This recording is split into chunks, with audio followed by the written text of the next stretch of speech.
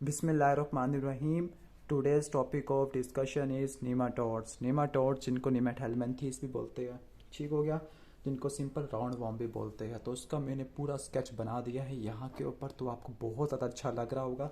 अगर आप इसी स्केच को अपनी किताब के ऊपर ड्रा कर लेते हो, नोटबुक पे ड्रा कर लेते हो, तो आपके बहुत सारा कंटेंट कवर हो जाएगा, जिसको आपको याद करने की ज़रूरत नहीं होगी। लेविंसन की टेबल कवर हो जाएगी और इसका इंट्रोडक्शन वाली थ्योरी कवर हो जाएगी और आपका बेसिक कॉन्सेप्ट आ जाएगा कि नीमाटोड्स होते हैं क्या। तो बात स्टार्ट करते हैं नीमाटोड्स को, लेकिन स्टार्ट करने से भी पहले प्लीज़ प्लीज़ इतनी ज़्यादा मेहनत लगती है बोर्ड के ऊपर लेक्चर बनाने में, तो आपका प्लीज़ एक लाइक और एक सब्सक्राइब वाला बटन हमें बहुत ज़्यादा मोटिवेट कर सकता है, 100 टाइम मोटिवेशन, ठीक हो गया। तो प्लीज़ इसको लाइक और चैनल को सब्सक्राइब ज़रूर करना, वीडियो को शेयर भी ज़रूर करना। तो स्टार्ट करते हैं नीमाटोड्स। तो नीमाटोड्स को नीमेट हेलमिन्थीस भी बोलते हैं, क्योंकि ये हेलमिन्थीस या वॉर्म्स के क्लासिफिकेशन से बिलोंग करते हैं। नीमाटोड्स का दूसरा नाम होता है राउंड वार्म, तो मैं आपको यहाँ से दिखाता भी रहता हूँ, उसको बोलते हैं राउंड वार्म बोलते हैं। अब इन राउंड वार्म के पास एक बॉडी होती है और एक कंप्लीट जीआईटी होती है, ठीक हो गया। इससे पहले वाले नीमाटोड्स के अंदर, सेस्टोड्स के अंदर तो पूरी गट नहीं होती, कंप्लीट गट नहीं होती, मतलब वहाँ पर आपको सुपीरियर और इन्फीरियर ओपनिंग नहीं देखने को मिलती है। सुपीरियर और इन्फीरियर ओपनिंग आपको राउंड वार्म में देखने को मिलती है। तो सुपीरियर ओपनिंग है उसको माउथ बोलते हैं, इन्फीरियर ओपनिंग को एनस बोलते हैं। तो कंप्लीट गट और इसकी ओपनिंग्स राउंड वार्म में देखने को मिलती है। इसके साथ बॉडी होती है, बॉडी इनकी साइलेंट्रिकल होती है और बॉडी के ऊपर नॉन सेलुलर रेजिस्टेंट कोटिंग होती है, जिसको क्यूटिकल बोलते हैं। जिस तरह आपने प्लांट्स के ऊपर भी पढ़ा होगा, क्यूटिकल होती है। अब बात करते हैं सेक्स की। तो जो सेक्स होते हैं, जो जेंडर होते हैं, वो मेल और फीमेल सेपरेट होते हैं। मेल के पास क्वाइल्ड ट्यूब होती है, सॉरी क्वाइल्ड टेल होती है, जबकि फीमेल का साइज थोड़ा सा बड़ा होता है। तो इस तरह से आपने मॉर्फोलॉजिकल कैरेक्टरिस्टिक से मेल और फीमेल को डिस्क्रिमिनेट कर सकते हैं। अब हम नीमाटोड्स की कुछ मेडिकल क्लासिफिकेशन को देख लेते हैं। तो फिर नीमाटोड्स को on the basis of their primary location in the body, कि हमारी बॉडी के अंदर सबसे पहले या प्राइमरीली कहाँ पे रहते हैं, कुछ इंटेस्टाइन में रहते हैं और कुछ हमारे टिश्यू के अंदर रहते हैं। जो इंटेस्टाइन के अंदर रहते हैं मेनली वो इन्फ्लेमेशन करवा देते हैं और डायरिया वगैरह करवा देते हैं। तो जो इंटेस्टिनल होते हैं और दूसरी तरफ टिश्यू वाले होते हैं। अब हम पहले बात करते हैं इंटेस्टिनल वालों की। कुछ इंटेस्टिनल नीमाटोड्स होते हैं जो सिर्फ ह्यूमन बॉडी के अंदर एग्जिस्ट करते हैं, ठीक है। तमाम होते हैं सिवाय एक के, वो है स्ट्रैंगुलाइट। तो स्ट्रैंगुलाइट्स की जो अडल्ट फॉर्म होती है वो सॉइल के अंदर होती है, बाकी सबकी अडल्ट फॉर्म हमारी बॉडी के अंदर इंटेस्टाइन के अंदर मौजूद होती है। अब इंटेस्टिनल नेमाटोड को on the basis of their transmission, on the basis of their mode of transmission दो में डिवाइड कर देते हैं। कुछ की ट्रांसमिशन इंजेक्शन से होती है, कुछ की ट्रांसमिशन होती है penetration of skin bye larva, किनके लार्वा पेनिट्रेट करते हैं स्किन को। अब जिनकी ट्रांसमिशन इंजेक्शन से होती है, डिपेंडिंग अपॉन किस चीज़ की हुई है इंजेक्शन, एग की हुई है, लार्वा की हुई है, साफ बात है अडल्ट तो हो एग्जिस्ट कर ही नहीं सकता। अडल्ट सिर्फ बीमारी फैलाएगा, ट्रांसमिशन के अंदर अडल्ट कभी भी नहीं आता। अडल्ट एग या लार्वा के जो अडल्ट होगा वो पैथोजेनेसिस के अंदर आएगा, जो ट्रांसमिशन होगी वो एग या लार्वा की वजह से होती है। अब किसकी ट्रांसमिशन इंजेक्शन ऑफ एग से होती है, तो वो आपने एक निमोनिक याद रखना, ईट खाना, अंडे खाते हैं। तो एंट्रोपियस वर्मिकुलरिस, जिसका दूसरा नाम पिन वॉर्म है, एस्कैरिस लुम्ब्रिकॉइड्स या जिसको टिपिकल जाइंट राउंड वॉर्म बोलते हैं, जाइंट राउंड वॉर्म, क्योंकि एक स्मॉल राउंड वॉर्म भी होगा जिसको स्ट्रैंगुलाइट्स बोलोगे। और तीसरा होगा ट्राइचूरस, ठीक है, ट्राइचूरस में इसकी सही प्रोनाउंसिएशन कर रहा हूँ, चलो ठीक है, ट्राइचूरस। ट्राइचूरस नाम से लग रहा है कि कोई हंटर वगैरह लग रहा है इसके नाम से, तो विप वॉर्म बोलते हैं उसको, whip worm, giant round worm, pin worm, ठीक हो गया।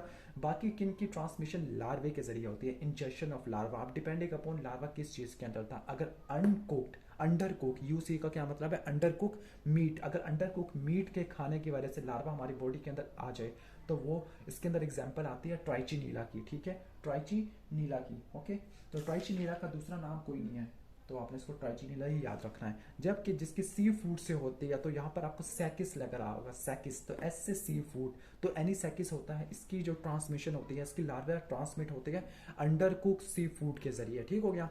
दूसरी तरफ कुछ ऐसे होते हैं जिनके ट्रांसमिशन भी लार्वे के जरिए होती है, लेकिन वो लार्वे स्किन को पेनिट्रेट करते हैं। तो इसके अंदर एग्जाम्पल आती है हुक वार्म की। जो ओल्ड हुक वार्म है इसका नाम है एनसाइलोस्टोमा, और जो न्यूअर हुक वार्म है इसका नाम है निकेटर। तो एन से निकेटर और एन से न्यूअर हुक वार्म। और जबकि स्मॉल जो राउंड वार्म होता है उसका दूसरा नाम है स्ट्रैंगुलाइट्स। तो इस तरह से आपने इंटेस्टिनल की क्लासिफिकेशन को देख लेना है। और आपने एक चीज़ को देखना है कि यहाँ से मैंने इंजेक्शन ऑफ एग वाले में से मैंने एस्कैरिस उठाया, लार्वे वाले में से, अंडर कुक मीट में से मैंने ट्राइचिनिला उठाया, वहाँ से मैंने उठाया स्ट्रैंगुलाइट्स और हुक वार्म।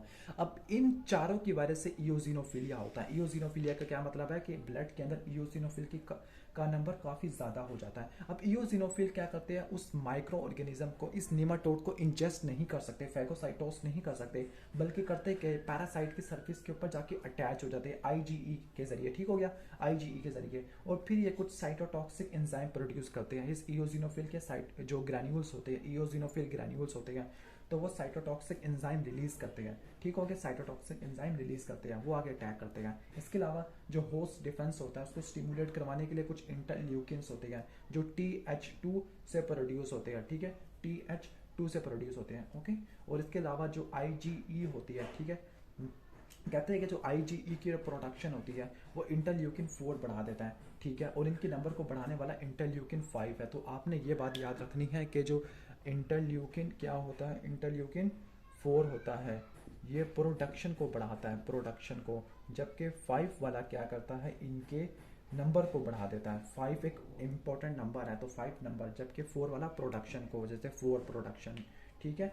और इसके अलावा कुछ सिस्टीन प्रोटीएज भी होते हैं जो वॉर्म से प्रोड्यूस होते हैं, वो इनकी माइग्रेशन को क्या करवा देते हैं, फैसिलिटेट करते हैं। जैसे राउंड वॉर्म ने माइग्रेट करना इंटेस्टिनल वाल से, तो वो क्या प्रोड्यूस करेगा, सिस्टीन प्रोटीएज। लेकिन जब ये सिस्टीन प्रोटीएज प्रोड्यूस होता है तो ये सिस्टीन प्रोटीएज किसको स्टिमुलेट करवाता है, ये सिस्टीन प्रोटीएज स्टिमुलेट करवाता है इंटरल्यूकिन 5 को, इंटरल्यूकिन 5 इयोजिनोफिल के नंबर को बढ़ा देता है। तो इस तरह से आपने इंपॉर्टेंट रिलेशनशिप को याद रखना है और इयोजिनोफिलिया को भी आपने याद रखना है।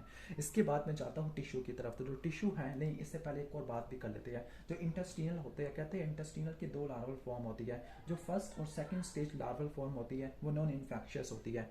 पहली और सेकंड स्टेज वाली लार्वा किसी किस्म का इन्फेक्शन नहीं करवाती, जिसको बोलते हैं रैबिडिफॉर्म लार्वा, रैबिडिफॉर्म लार्वा। जबकि जो दूसरी होती है वो इन्फेक्शियस फॉर्म होती है। जो पहले वाली 2 थी वो नॉन इन्फेक्शियस थी, वो फीडिंग फॉर्म्स थी, जबकि नॉन फीडिंग फॉर्म्स होती है वो फिलेरिफॉर्म होती है, ठीक है, जिसको थर्ड स्टेज लार्वा भी बोलते हैं। अब हम टिश्यू की बात करते हैं तो टिश्यू नेमाटोड्स को क्या बोलते हैं, फिलेरियल वॉर्म्स बोलते हैं, क्योंकि इनके जो एम्ब्रियो होते हैं, उनके जो एम्ब्रियो मोटाइल होते हैं, उन एम्ब्रियो को क्या बोलते हैं, माइक्रोफिलियाराई, इनको क्या बोलते हैं, माइक्रोफिलियाराई। इनके एम्ब्रियो को, जो इनके मोटाइल एम्ब्रियो होते हैं ब्लड और टिश्यू फ्लूइड्स के अंदर, ठीक हो गया। अब इनकी on the basis of the mode of transmission, तो उसको हमने 3 में डिवाइड कर दिया। किसी की ट्रांसमिशन मॉस्किटोज या फ्लाई से होती है, किसी की इंजेक्शन के जरिए होती है, किसी की पेनिट्रेशन ऑफ स्किन से होती है। यहाँ पर कोई मॉस्किटो फ्लाइज की बात नहीं करता था। तो जिनकी मॉस्किटो या फ्लाई से होती है तो उनमें आती है वुचेरिया बैंक्रॉफ्टी, ओनका सरका और लोआ, ठीक है। जो वुचेरिया होता है ये मॉस्किटो बाइट से ट्रैवल करता है, ट्रांसमिट होता है, जबकि ओनको सरका ब्लैक बाइट फ्लाई से होता है, जबकि जो लोआ होता है वो डेयर फ्लाई से होता है। लोआ किससे होता है, डेयर फ्लाई से, ओके। जबकि अगर आप उस पर आ जाओ इंजेक्शन ऑफ एग, तो जो इंजेक्शन ऑफ एग से जिसकी ट्रांसमिशन होती है वो है टॉक्सोकारा लार्वे, ठीक है, टॉक्सोकारा लार्वी, क्योंकि इनके लार्वे ही डिजीज करवाते हैं। इसके अलावा जो जिसकी पेनिट्रेशन ऑफ स्किन होती है तो वो आता है एनसाइलोस्टोमा लार्वी। एक एनसाइलोस्टोमा यहाँ पे भी था, ठीक है, एनसाइलोस्टोमा इंडिकेटर, लेकिन यहाँ पर ये क्या था, ये हुक वॉर्म था, बस यहाँ पे भी हुक वॉर्म्स आ जाएंगे। और जिनके transmission larvae in the water, क्या वाटर को ड्रिंक कर लिया, वाटर के अंदर इनके लार्वे थे जिनको कोपोपोड्स बोलते हैं, तो इनकी वजह से जो ट्रांसमिशन होती है वो ड्रैंकुलस की होती है, ठीक हो गया, ड्रैंकुलस की, जबकि टॉक्सोकारा लार्वी है और जो एनसाइलोस्टोमा लार्वी है, ठीक हो गया। तो इस पूरे फ्लो चार्ट से मैंने पूरे के पूरे नीमाटोड्स को थोड़ी देर के लिए या थोड़े से टाइम में समराइज कर दिया, जिसकी वजह से आप पूरे नीमाटोड्स को आसानी से मेमोराइज कर सकती हो। किसी की आपको ट्रांसमिशन आपसे नहीं भूलेगी कि किसकी लार्वा से penetration of skin by the larva, ये किसके लिए होता है। इंटेस्टिनल के अंदर हुक वॉर्म और स्मॉल राउंड वॉर्म होता है, जबकि उसके अंदर एनसाइलोस्टोमा लार्वी, बल्कि एनसाइलोस्टोमा स्पीशी वहीं पे आ गई है। जबकि लार्वा वाटर के अंदर ड्रैंकुलस होता है और एग्स होता है टॉक्सोकारा, जबकि ये वाला तो आपको आता है वुआ, ठीक है, जो उसमें यहाँ पर लोआ लिखना था, यानी VO, ठीक है, L, लोआ, ठीक है। तो जो W से वुचेरिया बैंक्रॉफ्टी, ये फिलियारिसिस करवाता है, मॉस्किटो बाइट से ट्रैवल करता है, जबकि ब्लैक बाइट फ्लाई से, और ये वाला ट्रैवल करता होता है डियर फ्लाई बाइट से। तो उम्मीद है कि इस स्केच से आपका बहुत सारा कॉन्सेप्ट क्लियर हो गया होगा। अगर अभी तक कॉन्सेप्ट क्लियर नहीं हुआ तो प्लीज़ कमेंट सेक्शन में बता दीजिएगा, ठीक हो गया। तो उम्मीद है कि वीडियो भी अच्छी लगी होगी। एक चीज़ और बता दूं कि जो ट्रांसमिशन होती है, जो मोड ऑफ ट्रांसमिशन होती है ना, वही फाइंडिंग्स आपको डायग्नोसिस के अंदर देखने को मिलती है, ठीक हो गया।